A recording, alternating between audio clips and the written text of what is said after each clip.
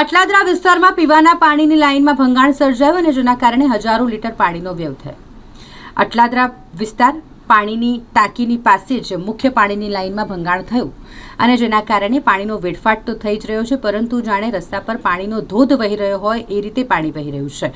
અહીંથી પસાર થતા લોકોને હાલાકી પડી રહી છે, સાથે સાથે પાણીનો બગાડ પણ થઈ રહ્યો છે. અટલાદરા પાણીની ટાંકી પાસે જે પાણીની લાઇનમાં ભંગાણ થયું અને પાણી રસ્તા પર વહી રહ્યું છે, ત્યાં જ પાસે કચરાનો ઢગલો પણ હતો અને એટલા માટે અહીં ગંદકીનું સામ્રાજ્ય પણ થઈ ગયું છે. કચરાનો ઢગલો અને પાણી આ બધું મિક્સ થઈ જતા ચારે તરફ ગંદકી ફેલાઈ છે અને જેના કારણે રોગચાળો ફાટી નીકળે તેવી દહેશત છે.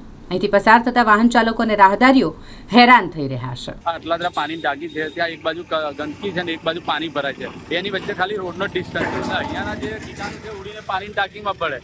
પાણીની ટાંકીની અંદર જે પેલા ખુલ્લામાં લોકો પાણી ભરે છે એટલે લોકો ઘરે બીમારી લઈને જાય. એટલે કોર્પોરેશનને કંઈ પડી નહીં, લોકોના સ્વાસ્થ્ય સાથે ચેડા કરી રહ્યું છે. જ્યાં પાણી ભરે છે ત્યાં બી એટલી પારવાર ગંદકી છે અને બાજુમાં જ પંપ હાઉસ છે પાણીનું, ત્યાંથી લોકોના ઘરે પાણી જાય છે. એટલે એ જ ગંદકીવાળું પાણી ઉતરીને પાછું પાણીના સંપમાં ઉતરે, લોકોના ઘરે બીમારી જવાની. એ લોકોને બીમારીના દવાખાના ચાલવાના જ છે.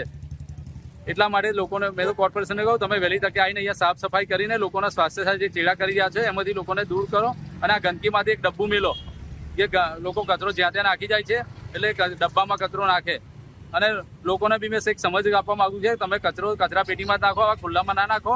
જે લોકોને કોર્પોરેશન છે ને, લોકોના ઘરે પાણી નથી આવતું, લોકો ક્યાં ક્યાંથી ભરવા છે, બિલ રોડ પરથી આવે છે, કલાલી ઉડાના મકાનોથી આવે છે, પછી અહીંયા પાછળ અટલાદરા સોસાયટી છે ત્યાંથી આવે છે, પાણી ભરવા અહીંયા આવે છે. લોકો પાણી ચોખ્ખું નહીં મળતું એટલા માટે અહીંયા ભરવા આવે તો અહીંયા બી લોકોને બીમારીવાળું જ પાણી મળે છે.